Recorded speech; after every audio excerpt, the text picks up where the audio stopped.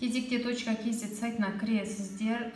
Сайтқа электронды цифрлы қолтаңба арқылы кірсеңіздер де болады, және SMS код арқылы кірсеңіздер де болады. Бұл жерде сайтқа кіретін кезде тіркелген номеріңізді және ЖСН иініңізді енгізсеңіз, сіздің көрсеткен телефон номеріңізге 6 таңбалы код келеді. Сол кодты енгізіп, сайтқа кіре бересіз. Кезекте.kz сайтына SMS код арқылы кіргеннен кейін сіздің өзіңіздің жеке кабинетіңіз ашылады. Біз білеміз, Алматы қаласы тұрғын үй департаментінен арнайы кезекте тұрып, 6 категория бойынша кезекте тұрып, тұрғын үй қорынан мемлекеттік бағдарламамен үй алатын болсаңыздар, осы 2022 жылдан бастап берілетін сертификат мөлшері 1 миллионнан 1,5 миллионға дейін көтерілді.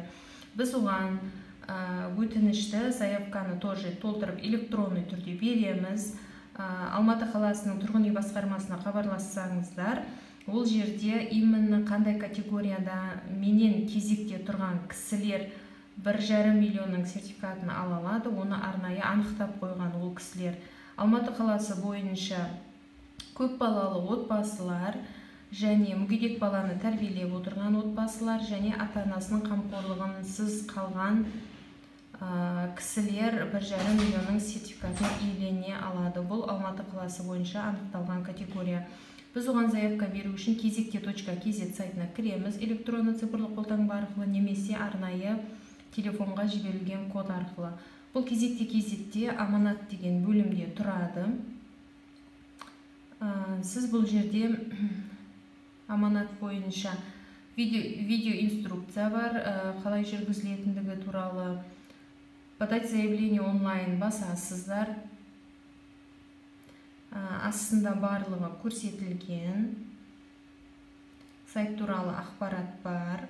Міне, перечень категория получателей жилищных сертификатов қазақша және орыс тілде, қай тілде бассаңыздар, сол тілде сіздерге көрсетіледі.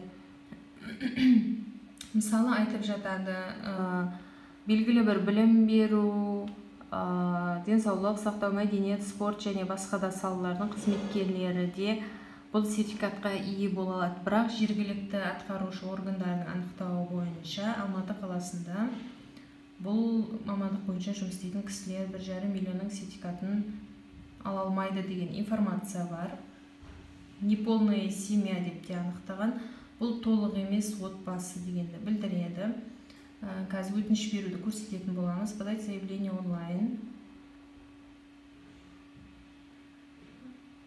За себя. Заполнить банковские реквизиты дейді. Сіздің жаңағы сертификатта көрсетілген сума түсетін банктың арнайы реквизитін толтырасыз. Бұл жерде счет номерін барлығын сұрап тұр. Добавить басып, сіз толтырып шықсаңыз болады. Наименование банка деген жерге сіз қай банктың карточкасын, счетыңызды енгізесіз, банктың названиясын жазасыз, одан кейін счет номеріңіз KZ-тан басталатын 20 сандық, одан кейін КБЕ дейді, банк второго уровня. Оның барлығын таңдайсыз, сөйтіп счетыңызды сақтайсыз. Банковский реквизит толтырып болғаннан кейін жилищные сертификаты дегенді басамыз сол жақтағы, одан кейін заявканы басамыз. Сіздің данныйларыңыз шығады, барлығын толтырып подать заявку кнопкасын басу керексіз. Деген кнопканы басқаннан кейін сертификатты кімге берейін деп жатырсыз, өзіңізге басқаннан кейін, егер сіздің категорияға жататын балаңыз жоқ болса, например, өз атыңызда беретін болсаңыз, многодетная мама болмаса, ата-ана қамқорлығынсыз қалған бала ретінде статуспен беретін болсаңыз, өз атыңыздан бересіз. Данные заявителя сіздің профиль личный кабинетте толтырған бүкіл данныйыңыз шығады. Ол жерде удостоверениеңіз, номеріңіз, иін, тип сертификаты, оның барлығы сіздің жеке данныйыңыз сақталып тұрады. Оның барлығы автоматты түрде толтырылып шығады. Сіз далее батырмасын басқаннан кейін тип сертификаты деген ол жерде таңдау керексіз көрініп тұрады. Именно қай сала бойынша социальный помощь или бюджетный кредит, әлеуметтік көмек ретінде басатын болсақ, далее батырмасын басамыз.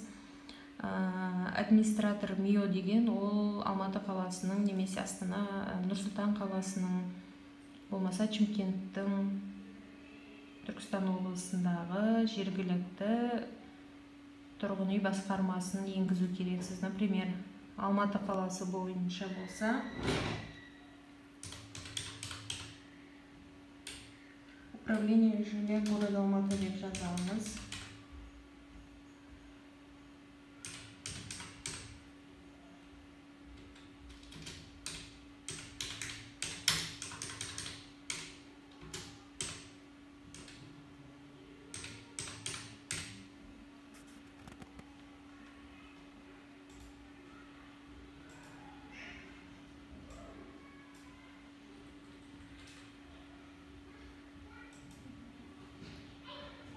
Государственное учреждение управления жилия города Алматы, болмаса қай қала болса соны таңдайсыз. Одан кейін сразу далее батырмасын басасыз. Член семьи, сіз отбасы мүшелеріңіз туралы данныйларды енгізу керексіз, добавить ету керексіз. Келесі категория заявителя. Өз категорияңыз таңдайсыз. Очередник МИО, неполная семья, многодетные матери. Мысалы кезде сіздің пенсионный отчислениеңіз туралы, қала бойынша пропискаңыз, некеде барсыз ба жоқ па, қайда жұмыс істейсіз, сіздің данныйларыңыздың барлығы тексеріледі. Пенсионное начисление туралы идет загрузка данных, оның барлығы данные загружены болған кезде далее батырмасын басасыз. Одан кейін тип места работы, жұмыс орныңызды көрсетесіз, арнайы документ және размер сертификаты, қалай берілетін размер және подписание. Сіз электронный цифрлы қолтаңбамен подпись жасасаңыз да болады, немесе смс код арқылы да подписать етіп өзіңіздің заявкаңызды 1,5 миллионға тұрғын үйге кезекте тұрған, жергілікті атқарушы органдарда кезекте тұрған азаматтар 1,5 миллионның сертификатын алуға осылай онлайн өтініш бере алады. Мысалы, сіз білім беру немесе денсаулық сақтау саласында жұмыс істейтін азамат ретінде өтініш берсеңіз, тип места работы тоже бұл жерде тексеріледі.